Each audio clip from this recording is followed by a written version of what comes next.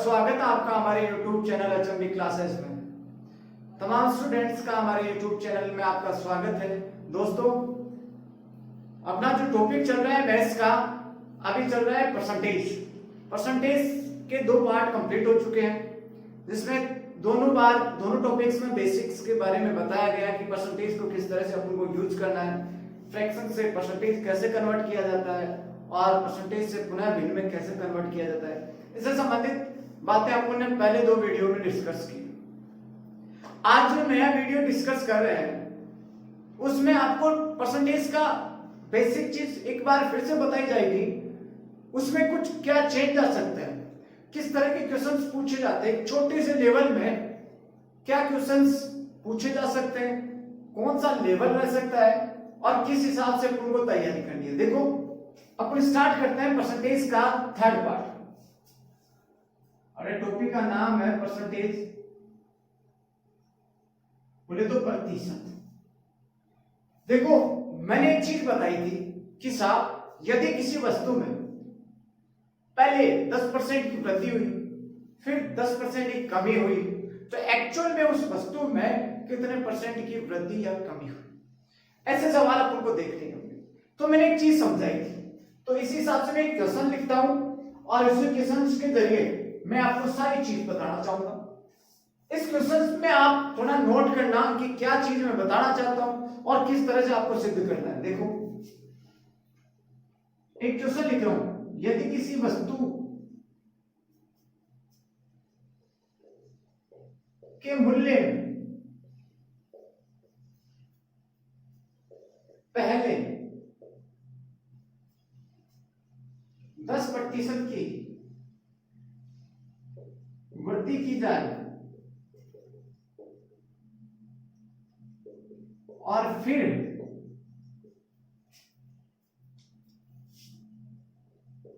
उसमें 20% की वृद्धि की जाए,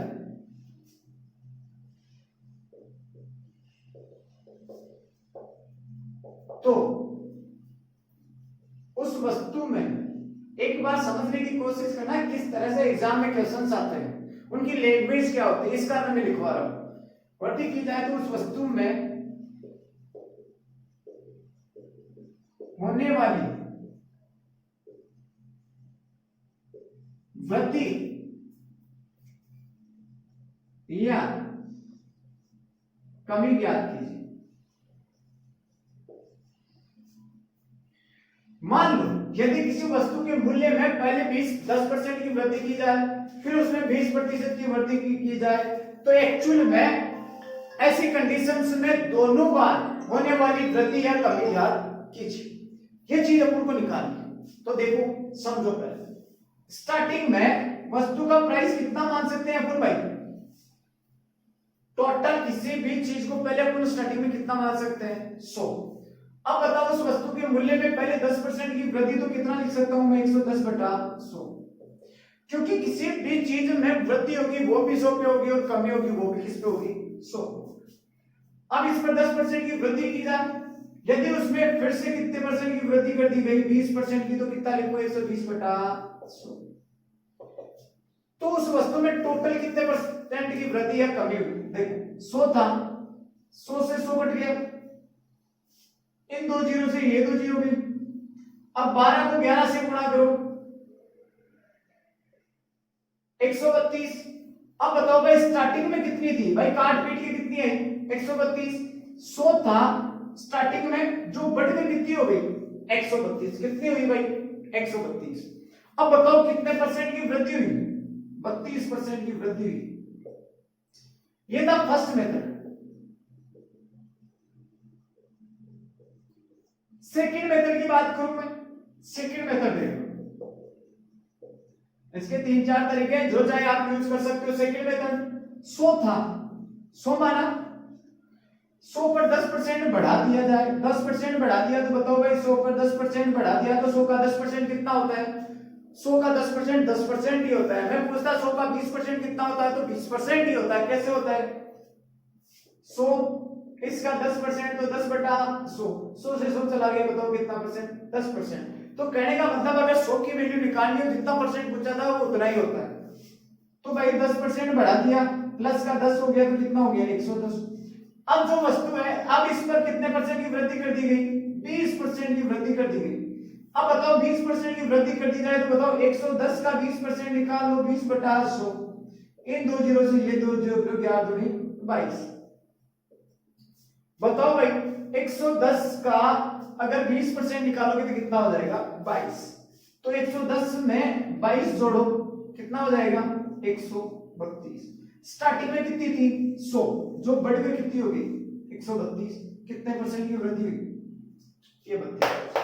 थर्ड मेथड और जितना चाहे आप मेथड लगा सकते हो। थर्ड मेथड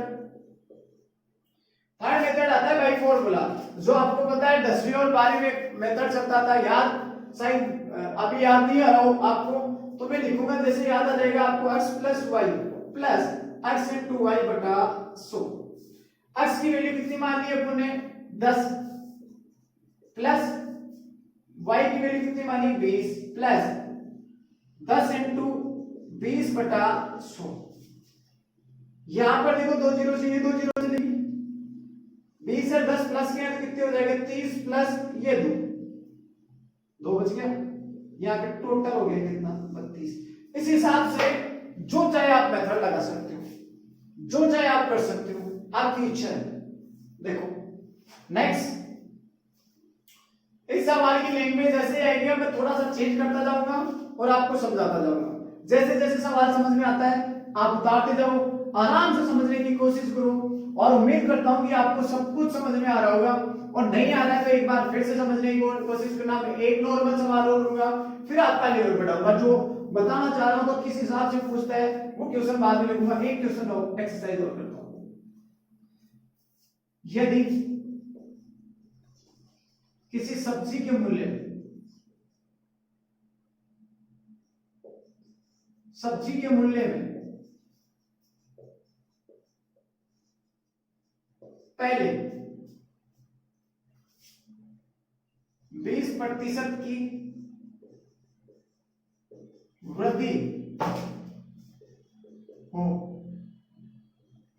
फिर 20% की कमी हो, तो उसमें होने वाली कमी या वृद्धि क्या है।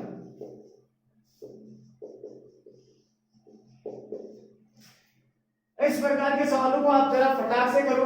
देखो पहले किसी सब्जी के मूल्य में कितने परसेंट की वृद्धि हुई 20%। स्टार्टिंग में कितना माना 100, 20% की वृद्धि आती है कितना लिखेंगे 120 बटा 100। फिर सेकंड में उसमें 20% की कमी हो गई, तो मैंने कहा जब कमी हो तो कितना लिखेंगे 20% की कमी है तो 100 में से 20 घटाओ 80, 80 बटे 100। ये दो जीरो से ये दो जीरो गई, इन दो से ये हो गई।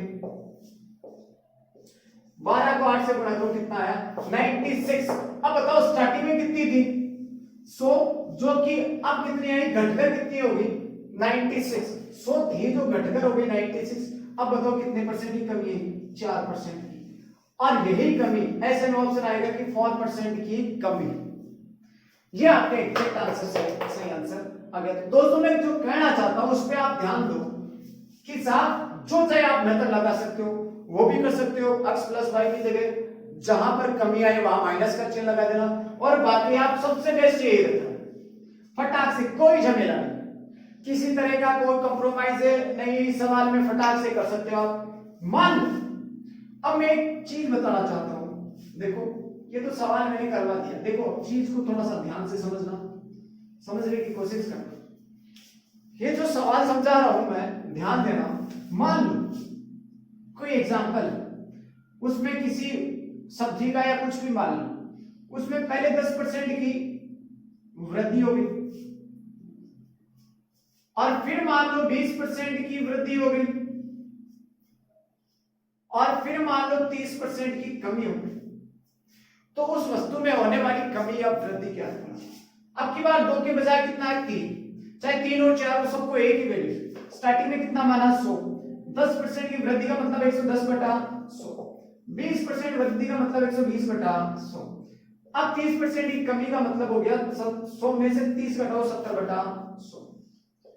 और ये जितना भी आप काट पीट के करोगे, जो आपकी इच्छा जैसा आप करना चाहो ये आएगा, और ये यहां से कमी होगी या वृद्धि होगी वो आपको दिख जाएगा। इस तरह से बेसिक नॉर्मल लेवल के सवाल है जो आपको मैं करवा रहा हूं, तो ध्यान से देखना। आपको करवा रहा हूं ये जैसे सवाल देखो,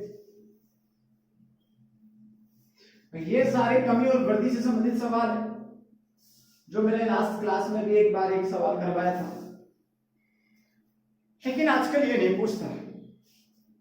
आजकल के एग्जामिनर बहुत स्मार्ट हो गए, जितने लड़के हैं उससे ज्यादा एग्जामिनर स्मार्ट होता है, इतना छोटा लेवल का भी नहीं देता। ये चीज थी आपको बेसिक चीज समझाने की, लेकिन इसमें से एकदम इजी लेवल पे बहुत कम चांस आने का होता है। लेकिन बात देता क्या है, क्वेश्चन की लैंग्वेज क्या होगी, किस तरह का क्वेश्चन आएगा, आप फटाक से आप ध्यान देना। एक आप 15-20 मिनट आप जरा ध्यान से देख रहा हूं, इसमें से आपको एग्जाम एक क्वेश्चन निकल के आएगा। ध्यान से देखना, देखो एक क्वेश्चन है, मैं एक चीज समझाना चाहूंगा। पहले चीज, आपने त्रिभुज का क्षेत्र, त्रिभुज का नाम सुना है, नाम सुना होगा, तो बताओ भाई त्रिभुज का क्षेत्रफल क्या होता है? 1/2 आधार एंड ऊंचाई। अब आपको दिख रहा होगा, आप सोच रहे होंगे कि ये त्रिभुज कहां से आ गया परसेंटेज, बहुत बड़ा लॉजिक है और इसी से क्वेश्चन निकल के आएंगे। वो कैसे देखना, त्रिभुज आपने वर्ग भुजा स्क्वायर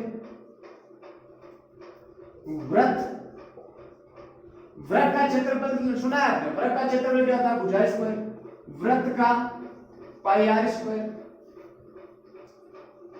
घन का भुजा क्यूब, घन भुजा क्यूब, घनाभ का लंबाई LBH। देखो त्रिभुज का क्षेत्रफल 1/2 आधार इंटू ऊंचाई, वर्ग का भुजा स्क्वायर, वृत्त का पाई स्क्वायर, घन का भुजा क्यूब, घनाभ का लंबाई इंटू चौड़ाई इंटू ऊंचाई यानी LBH। शंकु का 1/3 पाई आर स्क्वायर H। ये चीजें जरा बहुत तगड़ी लेवल पे आपको याद रखनी है, क्योंकि इनमें से क्वेश्चन निकल के आता है। कैसे कैसे क्वेश्चन देगा आपको? त्रिभुज को आपको पता है, बचपन से पढ़ते हैं कि त्रिभुज का क्षेत्रफल 1/2 आधार इंटू ऊंचाई होता है कि नहीं? वर्ग होता भुजा स्क्वायर, वृत्त का पाई आर स्क्वायर का, घन का भुजा क्यूब, और यहाँ पे शंकु का 1/3 पाई आर स्क्वायर H। बेलन का भी आ जाता है। तो ये छोटी छोटी चीजें आपको याद रखनी है, लेकिन क्वेश्चन कैसे घूमता है देखो। यदि किसी त्रिभुज के आधार में, समझना पहले मैं त्रिभुज से संबंधित क्वेश्चन करवा रहा हूं, ध्यान से सुनना क्वेश्चन को। यदि किसी त्रिभुज के आधार में 10% की, ध्यान देना, 10% की वृद्धि की जाए, यदि किसी त्रिभुज के आधार में 10% की वृद्धि की जाए और उसकी ऊंचाई में 10% की कमी कर दी जाए, तो उससे होने वाले त्रिभुज के क्षेत्रफल पर इसका क्या प्रभाव पड़ेगा? क्वेश्चन देखो। यदि किसी त्रिभुज के आधार में 10% की वृद्धि की जाए और ऊंचाई में 10% की कमी की जाए, तो इससे त्रिभुज के क्षेत्रफल पर क्या प्रभाव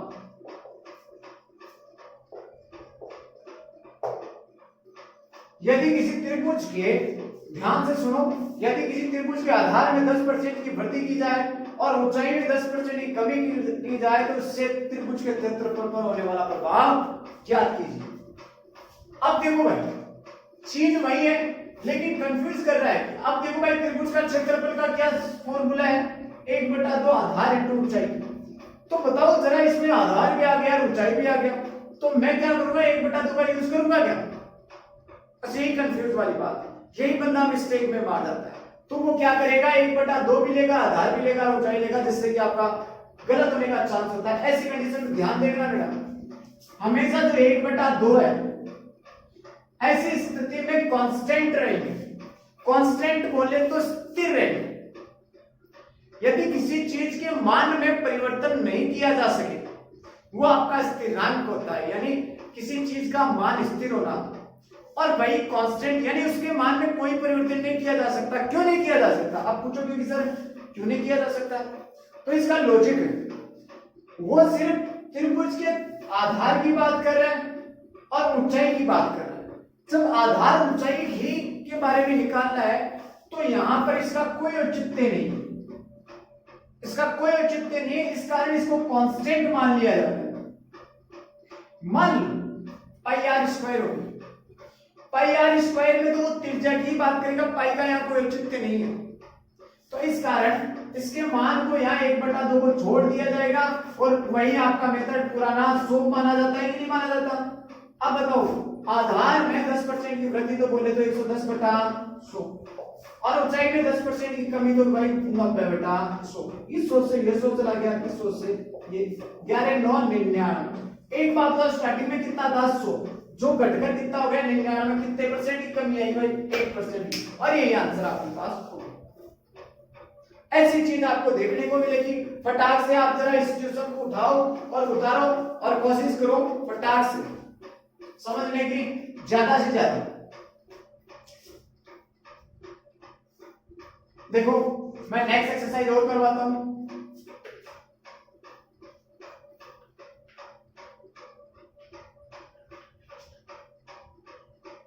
देखो कैसे, अब मैं त्रिभुज के बजाय यहां वृत्त का एक एग्जांपल लेता हूं। यदि किसी वृत्त की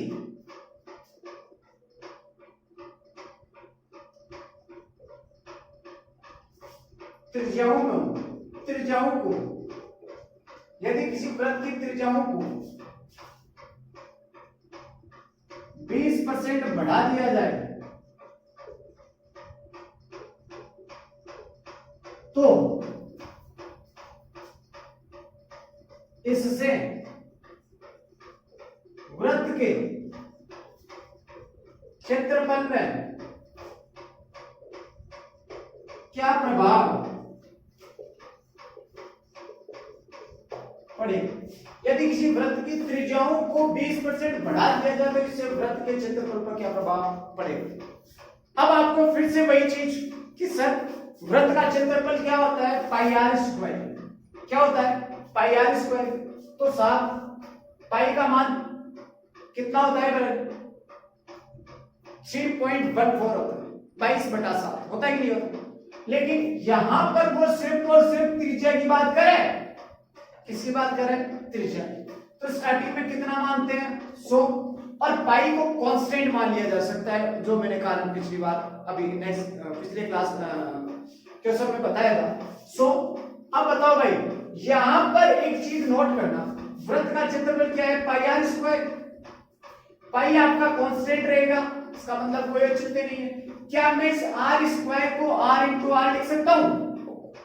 ध्यान देना, आर स्क्वायर को क्या आर इंटू आर लिख सकता हूं? यानी 2 आर है। अब 2 आर है तो क्या मैं 2 बार लिख सकता हूं? तो भाई साहब यहां 120, 2 आर है तो 2 बार लिखना पड़ेगा।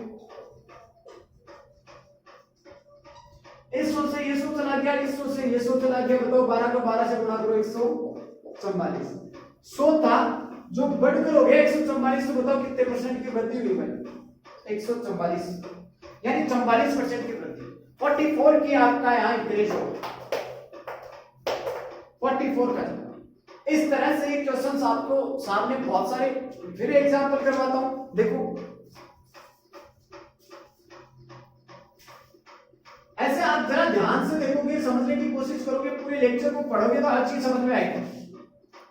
देखो मान लो यहां मैं घनाभ की ले लेता हूं, कहता हूं यदि किसी घनाभ की लंबाई में 10% की वृद्धि की जाए,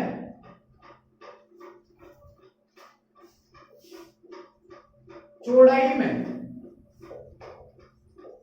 20% की वृद्धि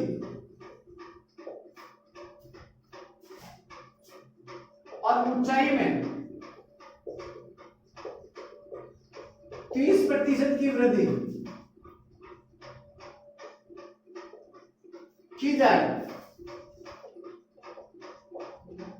तो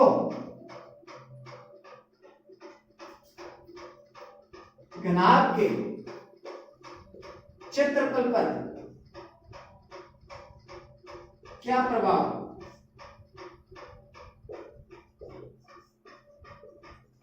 पड़ेगा?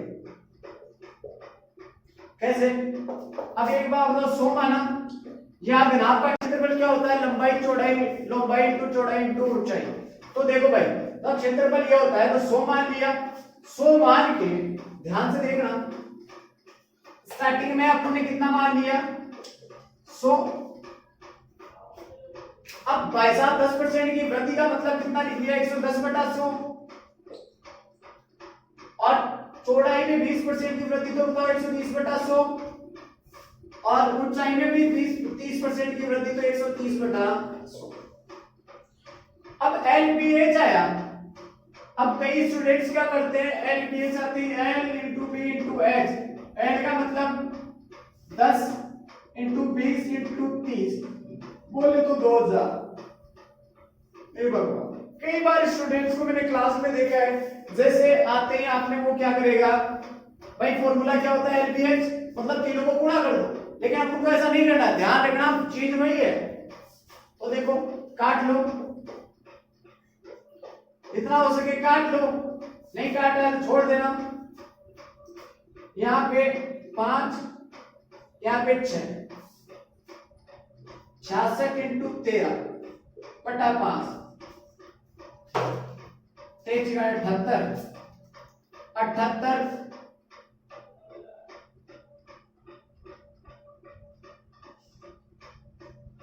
86, 5,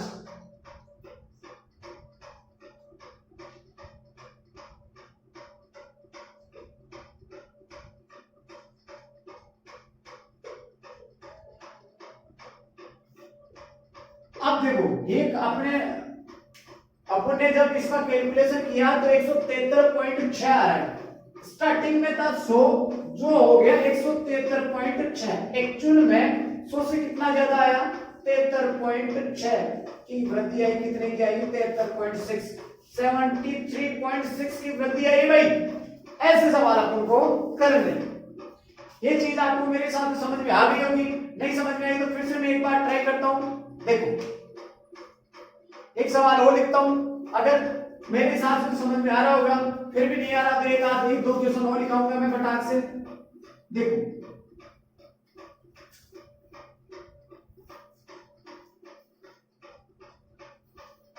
जरा क्वेश्चंस को देखना जोर से थोड़ा सा। देखो मान लो मैं एक एग्जांपल लास्ट का इससे संबंधित ले लेता हूं, शंकु का। यदि किसी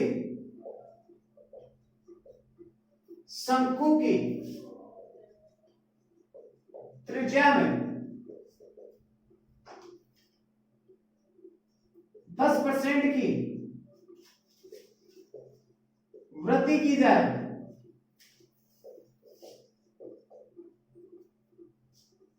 और ऊंचाई में 10% की कमी की जाए तो शंकु के क्षेत्रफल पर इसका क्या प्रभाव पड़ेगा। देखो शंकु का क्षेत्रफल क्या होता है, 1/3 पाई आर स्क्वायर एच। तो मैंने कहा कि साहब 1/3 पाई इसका कांस्टेंट रहेगा, क्योंकि सिर्फ त्रिज्या और ऊंचाई की बात कर रहा है। 100 इंटू त्रिज्या आर स्क्वायर है तो आर इंटू आर लिख सकते हैं। तो त्रिज्या कितनी है भाई 10, 110/100, 110/100 दो बार लिख लिया। अब ऊंचाई में 10% की कमी आ रही है तो कमी का मतलब कितना लिखे भाई 90/100, क्योंकि ऊंचाई एक ही है। ये 100 से ये 100 चला गया, इस 100 से ये 100 चला गया, इससे ये चला गया। देखो यहां पर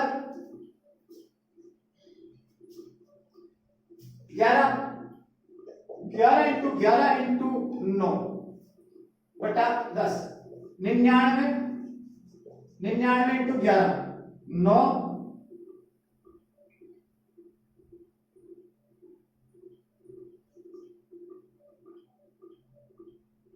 99 और 99 में फिर से 9 108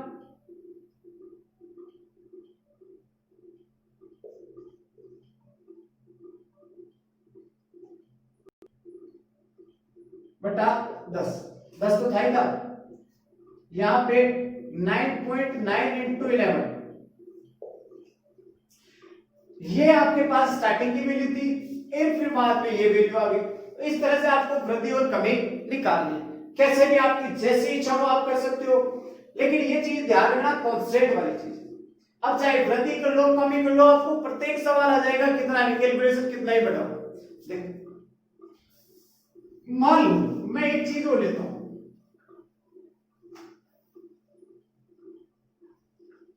देखो एक चीज और छोटी सी करवा देता हूं।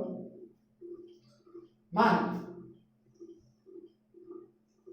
नेक्स्ट क्लास में लेंगे, एक जो सेकंड पार्ट आएगा मेरे हिसाब से काफी चीजें समझ में आ रही है।